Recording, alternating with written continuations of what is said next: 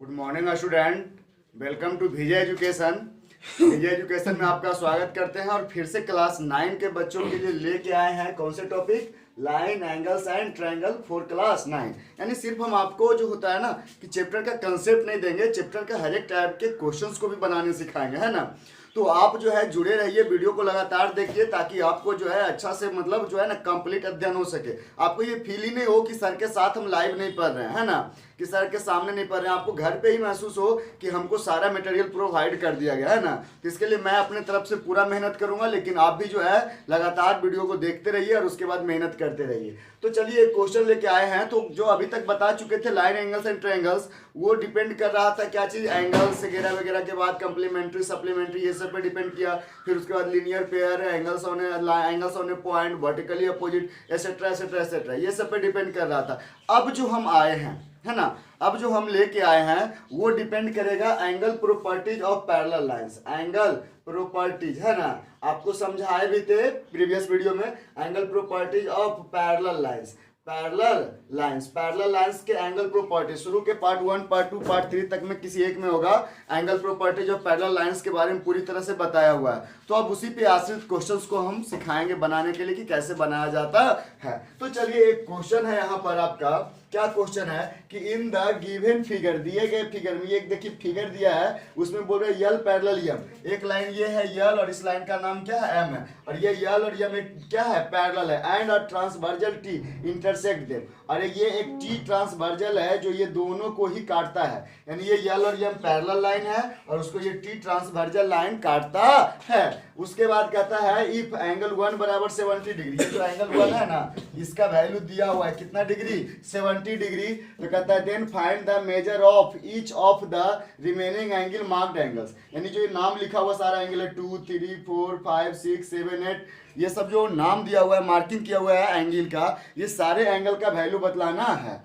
तो अब चलिए बारी बारी से हम निकालने का प्रयास करते हैं सभी एंगल का वैल्यू। तो हमको लगता है कि देखिए थोड़ा सा आप गौर से देखिए, अगर यहाँ पर ढक लें तो आप ऐसे देखिए एक स्ट्रेट लाइन है, तो ये 1 और 2 कौन सा एंगल बन जाएगा, लीनियर पेयर। तो हम इसको लीनियर पेयर में क्या करते हैं, उसके मदद से बना सकते हैं। क्या होगा सर, तो 1 और 2 लीनियर पेयर होगा, तो दोनों को ऐड करने के बाद कितना डिग्री आएगा, 180 डिग्री। तो यहाँ पर कौन से मेथड से बनेगा भाई, तो पहले मेथड ही लिख देते हैं, फ्रॉम लीनियर पेयर एंगल्स।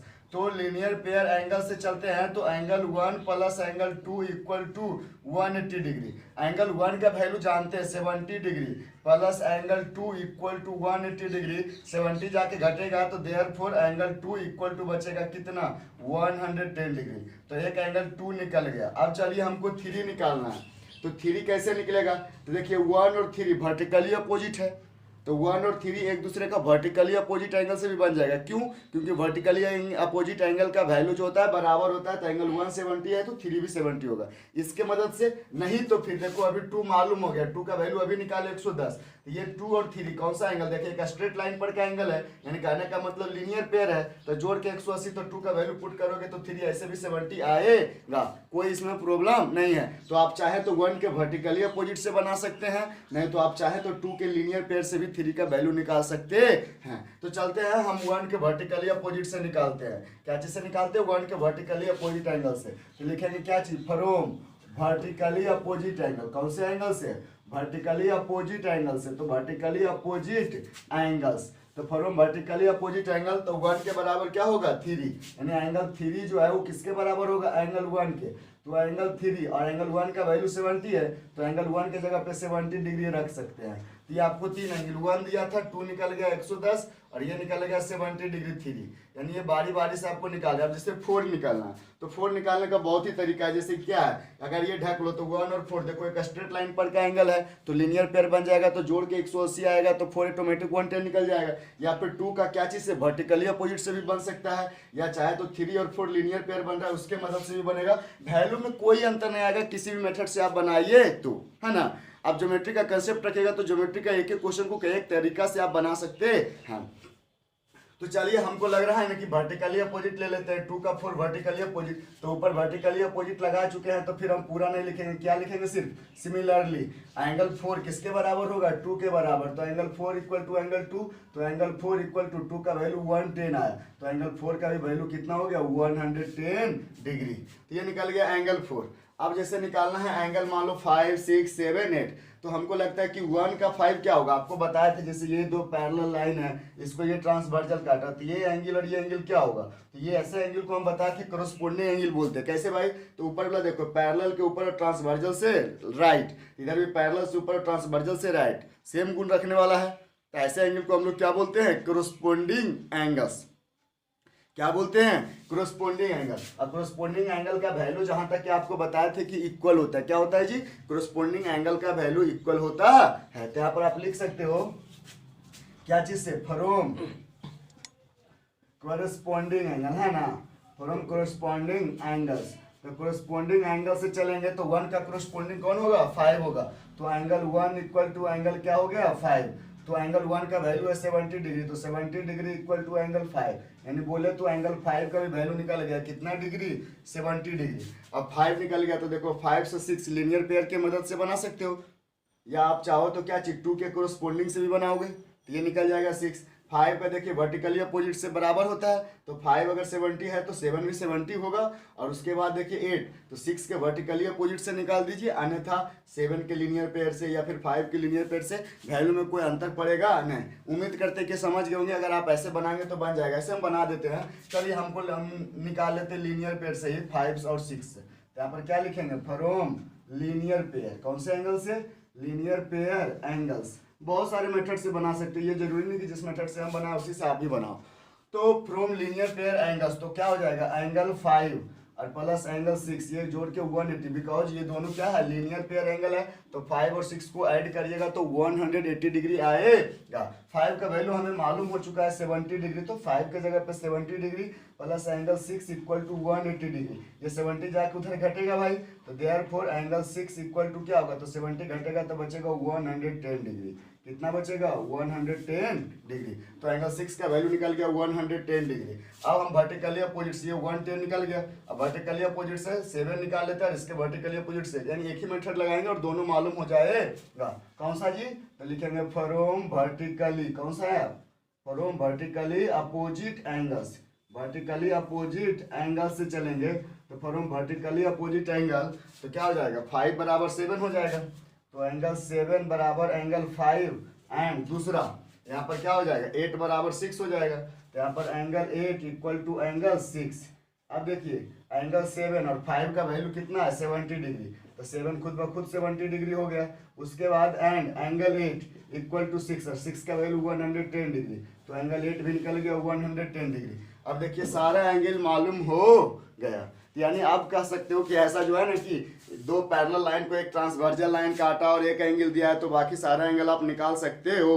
आपको बहुत सारा तरीका आपके पीछे जिसके मदद से आप निकाल सकते हो। जैसे क्या था, हमें 6 निकालना, 5 भी निकालना था, तो 1 के कोरस्पोंडिंग से निकाले तब निकल गया, नहीं तो ऐसा करता 3 के अल्टरनेट से निकालते तब पर भी हो जाएगा, क्योंकि 3 और 5 अल्टरनेट एंगल है, उससे भी मालूम हो जाता है। उसी 5 को मालूम करने के लिए ये भी तरीका चलता है कि दो पैरेलल लाइन है, तो एक ही तरफ के इंटीरियर एंगल को हम लोग क्या बोलते हैं, कोई इंटीरियर एंगल, तो एंगल 4 + 5 इक्वल टू 180 होता, तो ऐसे भी 5 मालूम हो जाता। तो बहुत सारे ऐसा तरीका है जिससे आप बना सकते हो, सिर्फ 5 ही नहीं और भी बाकी एंगल्स। तो उम्मीद करते हैं समझ में आया होगा। अगर जो आपको angle properties of parallel lines मालूम होगा तो आसानी से समझ में आया होगा, और क्लास 7 में अगर ढंग से बनाए होंगे पैरेलल लाइंस तो ये सब में तो खैर जान ही नहीं है।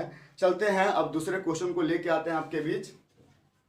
अब जो आते हैं ये है क्वेश्चन कि इन द गिवन फिगर, ये जो दिया गया फिगर है यल पैरेलल टू एम, यहाँ पर एक लाइन का नाम है यल और दूसरी लाइन का नाम क्या है, एम है, और ये दोनों ही लाइन पैरेलल है, ऐसा क्वेश्चन बतला रहा है। उसके बाद कहता है and are transversal T cut them, और उसके बाद कहता है एक टी जो है ट्रांसवर्जल उसको काट रहा है। कहता है इफ एंगल 1:2 बराबर 5:2, यहाँ पर एंगल 1 है, ये एंगल 2 है, ये दोनों का रेशियो दिया हुआ है कितना, 5:4, 5:4, यानी एंगल 1 अगर 5 हिस्सा होगा तो एंगल 2 कितना होगा, 4 हिस्सा। तो कहता है then find the measure of each marked angle, तो कहता है कि जो ये प्रत्येक मार्किंग किया गया एंगल है ना उसका वैल्यू बतलानी है, प्रत्येक मार्क्ड एंगल का वैल्यू बतलाना है, यानी कि 2, 3, 4, 5, 6, 7, 8 ये सारे एंगल का वैल्यू बतलाना है। लेकिन अभी प्रीवियस क्वेश्चन में क्या देखे थे कि एंगल 1 का वैल्यू दिया हुआ था, यहाँ पर किसी एंगल का वैल्यू नहीं दिया, सिर्फ 1 और 2 का रेशियो दिया है। क्या दिया है, 5:4।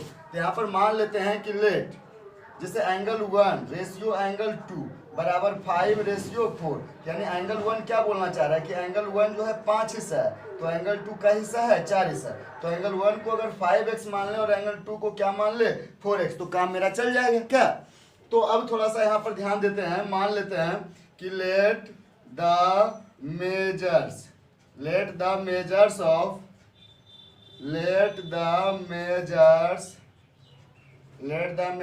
Of angle 1 and angle 2 are. तो एंगल 1 और एंगल 2 को क्या मानोगे, तो एंगल 1 देखो रेशियो में 5, तो एंगल 1 को क्या मानोगे 5x एंड एंगल 2 को क्या मान लेंगे 4x रेस्पेक्टिवली। ऐसा मैंने मान लिया है ना। अब एक काम करते हैं, एंगल 1 और 2 अगर जो देखा जाए तो एंगल 1 और 2 मिलकर के एक स्ट्रेट लाइन बना रहा है, दैट मीन्स वो कौन सा एंगल है, लीनियर पेयर एंगल्स हैं। तो यहाँ पर हम क्या लिखेंगे, फ्रॉम लीनियर पेयर एंगल्स। तो लीनियर पेयर एंगल्स हम जानते हैं ऐड करके कितना डिग्री आता है 180। तो 1 और 2 लीनियर पेयर है, तो आप लिख सकते हो एंगल 1 प्लस एंगल 2 बराबर 180 डिग्री। एंगल 1 का वैल्यू कितना आया है 5x और एंगल 2 का वैल्यू कितना आया है 4x इक्वल टू 180 डिग्री।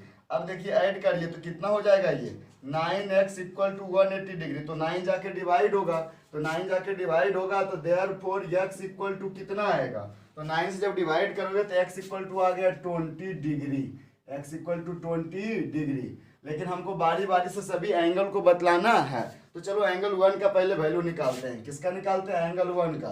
तो द मेजर ऑफ एंगल 1, तो एंगल 1 बराबर क्या माने थे जी 5x। तो 5 इंटू एक्स का वैल्यू 20 डिग्री, बोले तो कितना डिग्री आ गया 100 डिग्री आ गया।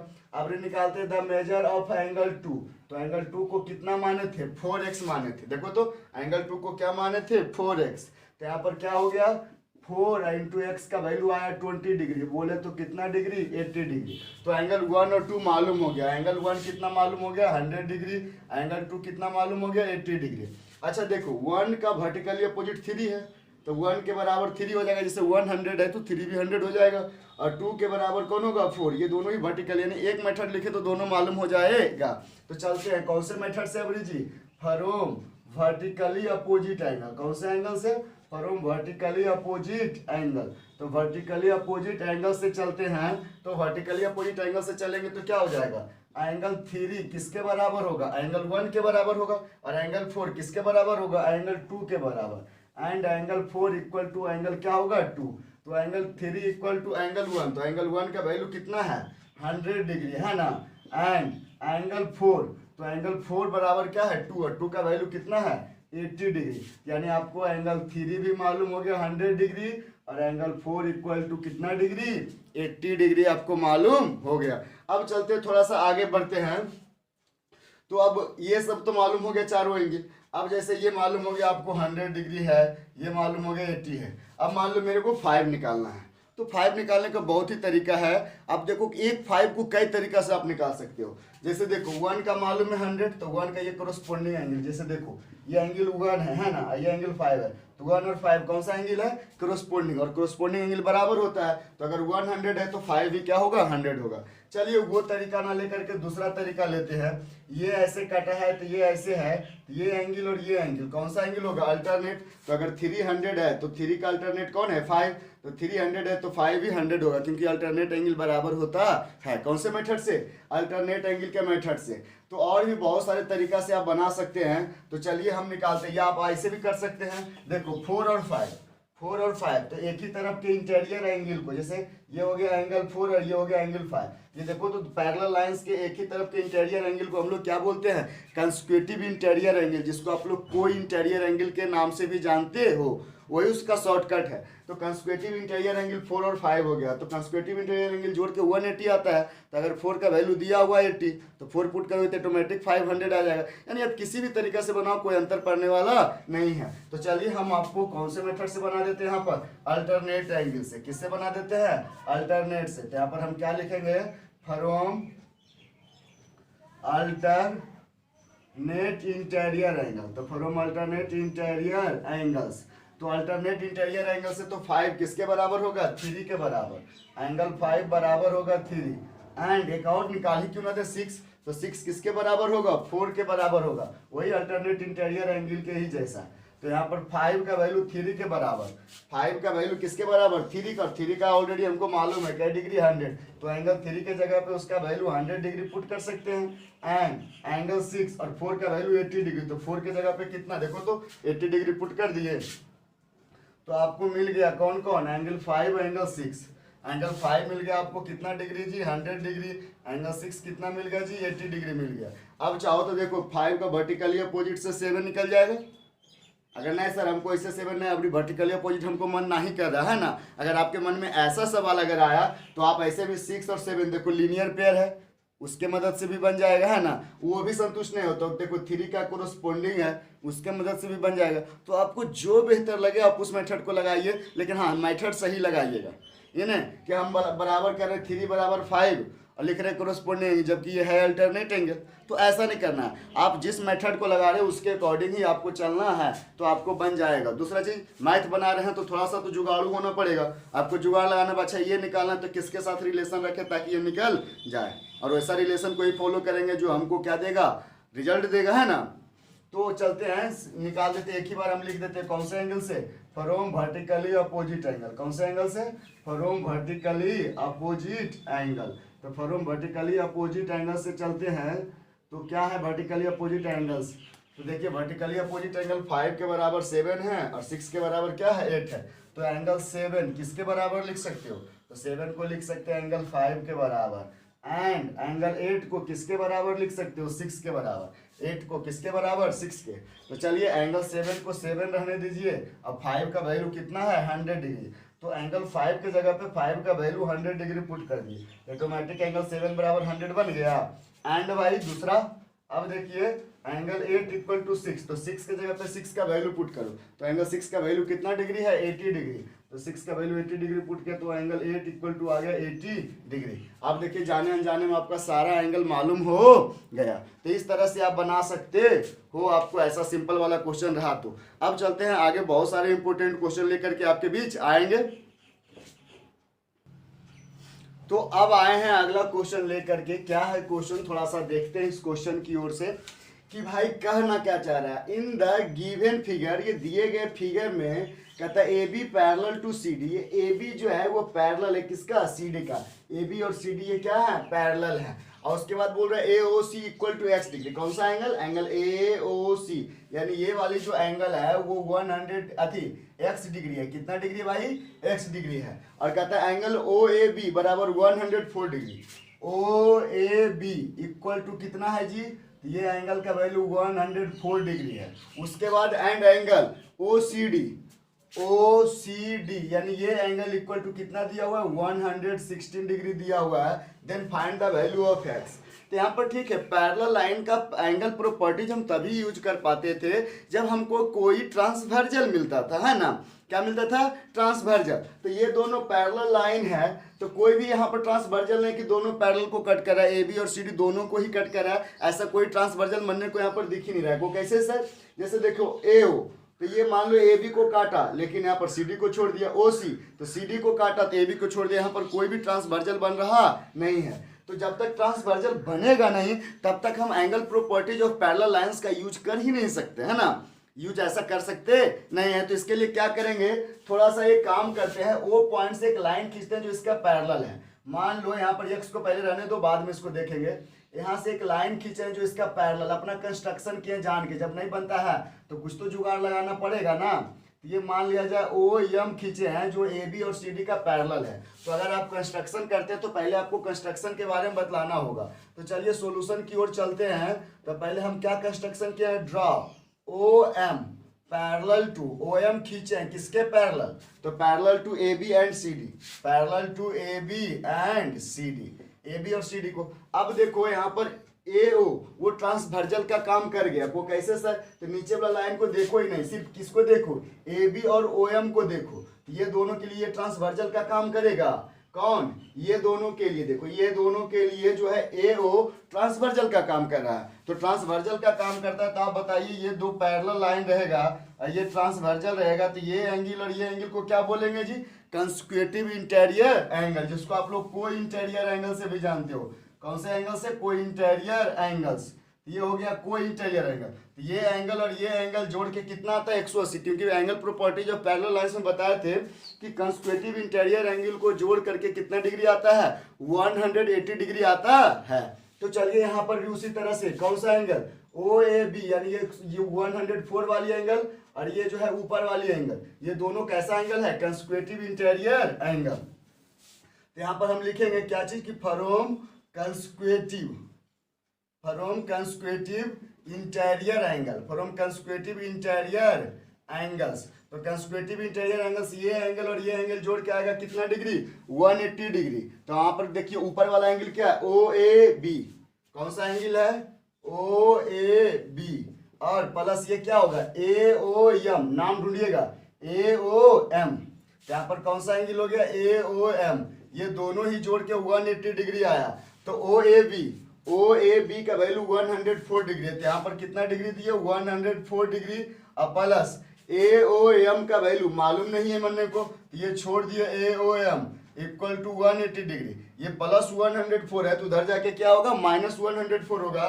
तो देयरफॉर क्या बचेगा angle A O M equal to 180 degree minus 104 degree. आप घटाओगे तो बचेगा 76 डिग्री, कितना बचेगा 76 डिग्री, यानी ये ऊपर में थोड़ा दूर आ गया 76 डिग्री। अब चलिए अबरी जो है ओ एम, देखिए फिगर में ओ एम और सी डी पैरेलल है, ये दोनों पैरेलल है, ऊपर से अभी कोई लेना देना नहीं, ऊपर को ढक लो।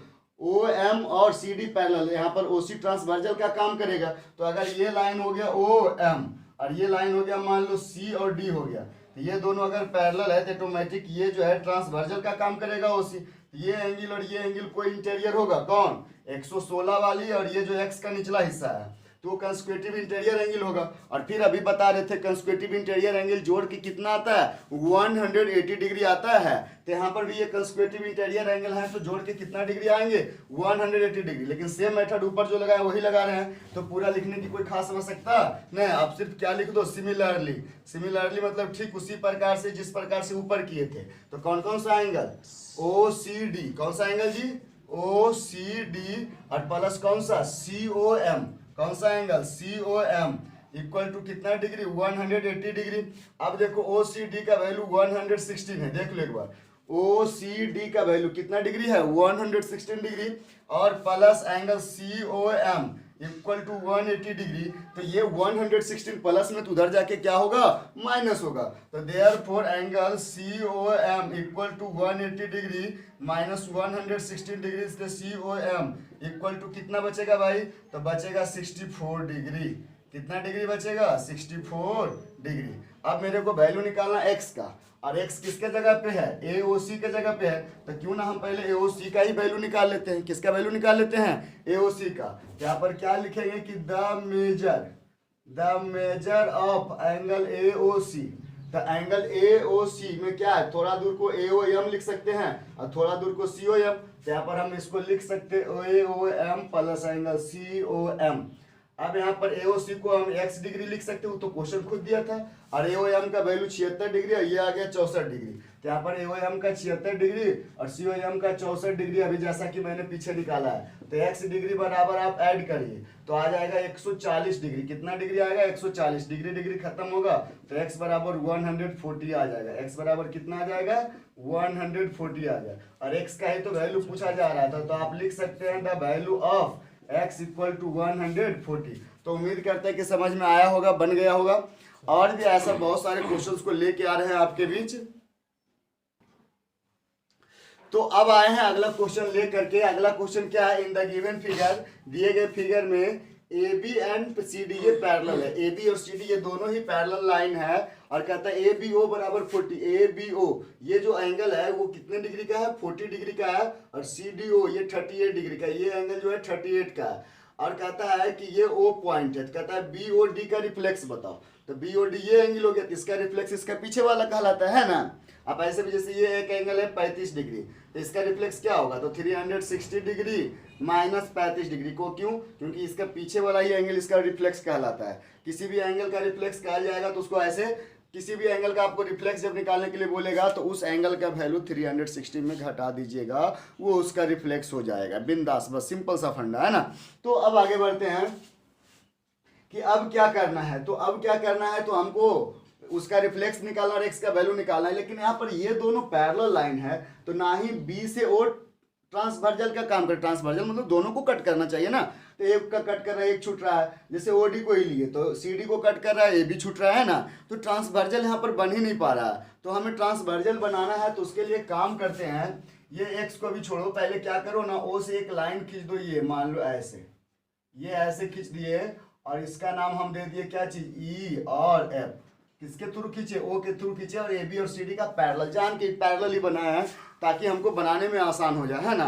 तो हम क्या करेंगे, यहाँ पर जो किए हैं उसको लिखेंगे, पहले सॉल्यूशन कर रहे हैं भाई, तो सॉल्यूशन में सबसे पहला चीज हमको करना पड़ा कंस्ट्रक्शन। कंस्ट्रक्शन में क्या किए हैं भाई, तो हम ड्रॉ किए हैं, क्या ड्रॉ किए हैं, draw E F parallel to, E F खींचे हैं किसके पैरेलल, parallel to A B and C D through point, कौन से पॉइंट से, थरो पॉइंट ओ पॉइंट से हो करके ई एफ जो खींचे हैं ए बी और सी डी का पैरेलल खींचे हैं। क्यों खींचे, देखिए इससे एक फायदा हुआ है, क्या था कि अभी ये दोनों पैरेलल था, तो ना ही ये ट्रांसवर्जल का काम कर रहा था ना ही, लेकिन ये मिल जाने के बाद अगर इधर नीचे ढक लोगे तो ये दोनों पैरेलल के लिए ये जो ओसी है अथी ओ बी है वो ट्रांसवर्जल का काम कर जाएगा, और ये दोनों पैरेलल लोगे थे ये दोनों के लिए ये ट्रांसवर्जल का काम कर जाएगा ओडी, है ना। इसके लिए किए ताकि ट्रांसवर्जल नहीं लेकिन फिर भी ट्रांसवर्जल बन जाए।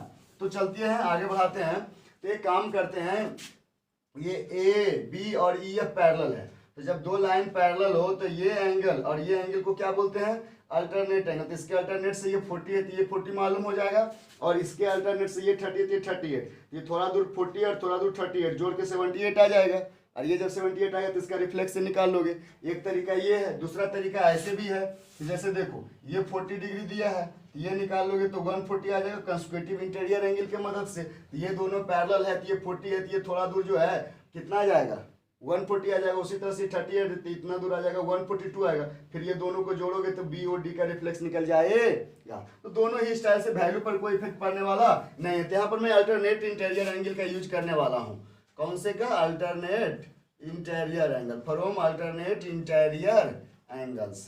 तो फ्रॉम अल्टरनेट इंटीरियर एंगल से कौन कौन सा अल्टरनेट इंटीरियर एंगल है वो, यहाँ पर ए ओ ए बी ओ, तो इधर क्या है बी ओ एफ, तो यहाँ पर क्या हो गया, तो अल्टरनेट इंटीरियर एंगल बराबर होता है, तो बी ओ एफ के बराबर क्या होगा, ए बी ओ, तो angle B O F equal to A B O का वैल्यू कितना डिग्री, 40 डिग्री, कितना डिग्री 40 डिग्री हो गया। तो यहाँ पर ये निकल गया थोड़ा दूर ऊपर में जो है ये 40 डिग्री, उसी तरह से यहाँ पर भी पैरेलल, तो ये 38 इसका अल्टरनेट से ये 38 होगा, तो यहाँ पर क्या चीज से चलेंगे, फिर वही सिमिलरली अल्टरनेट इंटीरियर एंगल ही लगा रहे हैं, तो यहाँ पर हम सिमिलरली लिख के काम कर सकते हैं। तो यहाँ पर कौन सा एंगल हो जाएगा, डी ओ एफ किसके बराबर, सी डी ओ के बराबर, तो यहाँ पर लिखेंगे एंगल डी ओ एफ बराबर एंगल सी डी ओ, तो D O F equal to C D O 38 degree, तो यहाँ पर डी ओ एफ कितना डिग्री आ गया, 38 डिग्री आ गया।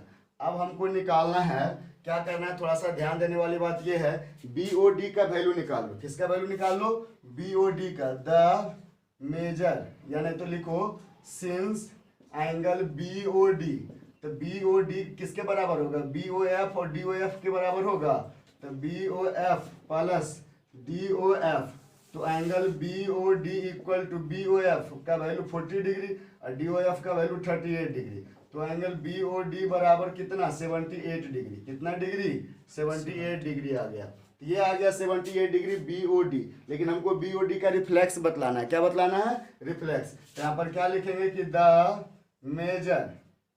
Major of reflex B O D, reflex B O D का हमको क्या चाहिए, रिफ्लेक्स। तो बी ओ डी का रिफ्लेक्स कैसे निकलेगा, तो 360 डिग्री में हम वैल्यू घटाएंगे बी ओ डी का, तो बी ओ डी का वैल्यू कितना है 78 डिग्री, ये घटा देंगे 78 डिग्री, तो आप घटाइए 78 डिग्री तो कितना बचेगा भाई, तो कितना बचेगा, तो बचेगा 282 डिग्री, ये आ गया। उसके बाद x का वैल्यू निकालना है, तो जो बी ओ डी का रिफ्लेक्स है वो इसी का तो वैल्यू x डिग्री था, तो लिखेंगे कि सिंस x डिग्री बराबर आया 282 डिग्री, तो एक डिग्री डिग्री खत्म होगा तो x बराबर 282 आ गया, 282 आ गया, तो आप यहाँ पर लिख दीजिएगा the value of x equal to 282।